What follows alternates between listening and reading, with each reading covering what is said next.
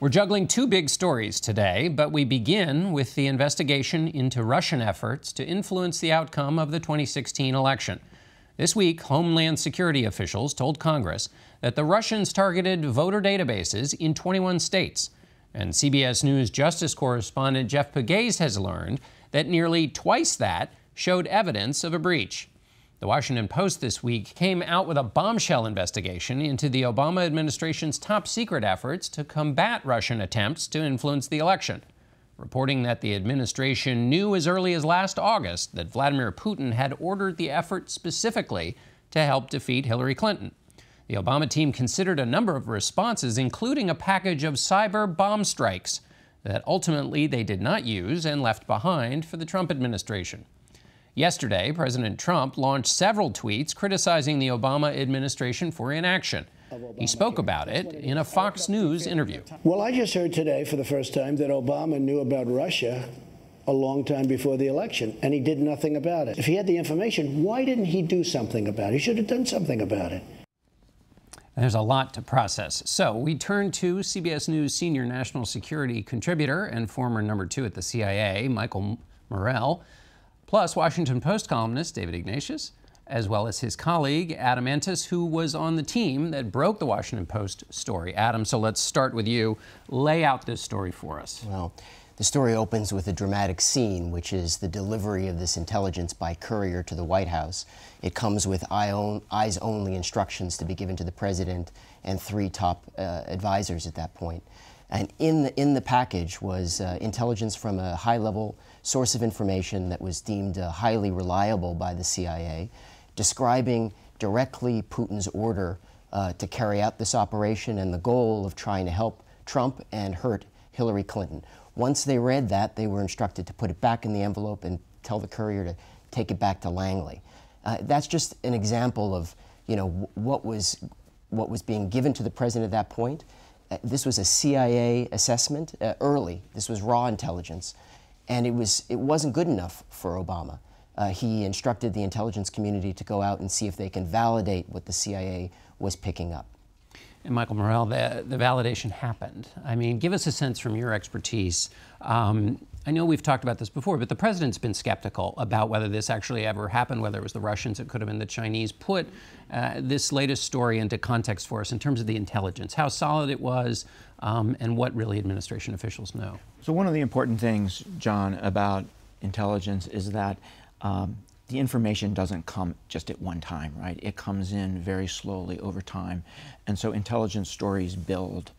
I don't know about this particular source, and if I did, I couldn't talk about it, but this seems to have kicked off the process.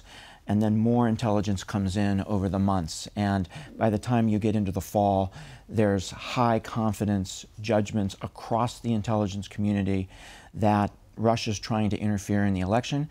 It's trying to hurt Secretary Clinton. It's trying to help Donald Trump. And the orders come from the highest levels, Vladimir Putin. So by early fall, that's what the Obama administration knew. David Ignatius, put this in context. Is this a huge deal, small deal? How do people process this? There's been a lot of hyperbole in the coverage over the last several months in terms of the history of American threats and relations.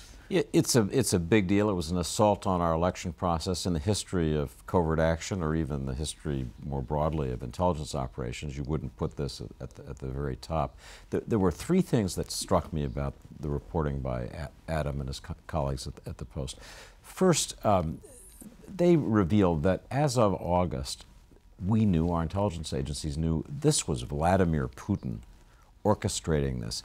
I heard the same thing in Moscow 3 weeks ago from Russian investigative reporters. This was personal. This was Vladimir Putin himself directing this attack. Second thing that I thought was powerful, Secretary Clinton. Because of intense feelings about Clinton, I think more than anything else. Second thing that we see so clearly in this reporting is the Obama administration's fear that if they retaliated, if they did something, it would have terrible consequences. I heard that from my own reporting right after the election. They were scared that the Russians would do something. And just finally, this opens the door on a new era of covert action in which information itself becomes the domain of warfare, and that, I think, is beautifully captured and should scare everybody. Michael, grade the Obama administration response. Yeah, so I saw three things in Adam's piece too. I saw, okay, what can we, the Obama administration, do to make sure that this interference doesn't get worse? And I give them a pretty high grade on that piece in terms of the warnings that they gave directly to Moscow. John Brennan to his counterpart, President Former Obama. CIA director. Former CIA director to his counterpart, President Obama, to Putin directly. The work that they did with states to lock down the voting systems. I think they get a high grade because I think they prevented this from being worse than it would have been otherwise. Mm-hmm. So that's the first thing. The second thing is the decision not to share fully with the American people what was happening. So the Obama administration did not tell the American people that Putin was behind this, and did not tell the American people what Putin was trying to do. Hurt Hillary Clinton, support Donald Trump. That's a big, big decision. You know, the White House, I think, was exactly where David said they were, which is they didn't want to make this worse. But by not enter the playing field, they ceded it to Vladimir Putin. So I give them a C on that, and I think historians are going to debate this for a long time.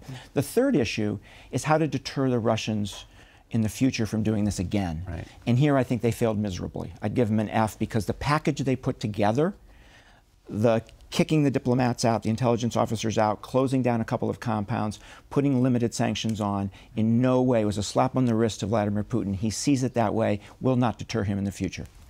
I think, you know, the fear that, you know, anything they did was going to be cast as partisan was amplified when Brennan went about meeting with the Gang of Eight, as it's known. When they met congressional leaders. Right. When he met with the Democrats, they were alarmed by the intelligence. When they met with Paul Ryan, the Speaker, he was also alarmed by the intelligence. But when they met with Senator McConnell, he was extremely skeptical. And he raised questions about the intelligence. He thought it was being politicized.